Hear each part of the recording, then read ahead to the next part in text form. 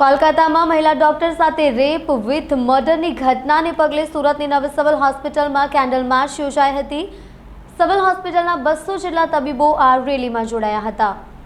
કોલકાતાની medical કોલેજમાં મહિલા તબીબ ઉપર બળાત્કાર અને હત્યાના વિરોધમાં સુરત સિવિલની નવી હોસ્પિટલમાં મેડિકલ સ્ટુડન્ટ અને ડોક્ટરોએ કેન્ડલ માર્ચ કાઢી હતી, જેમાં તમામ મેડિકલ સ્ટુડન્ટ અને ડોક્ટરો જોડાયા હતા।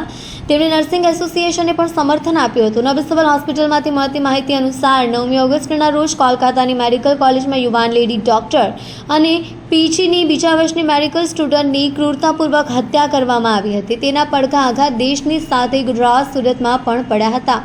તે ઘટનાના વિરોધમાં ડોક્ટરોની સુરક્ષાને લઈને સુરત નવી સિવિલ હોસ્પિટલમાં ગવર્મેન્ટ મેડિકલ કોલેજના તમામ સ્ટુડન્ટ્સ અને ડોક્ટરોએ આજે સાંજે નવી સિવિલ હોસ્પિટલ કેમ્પસમાં કેન્ડલ માર્ચ કાઢીને વિરોધ કર્યો હતો।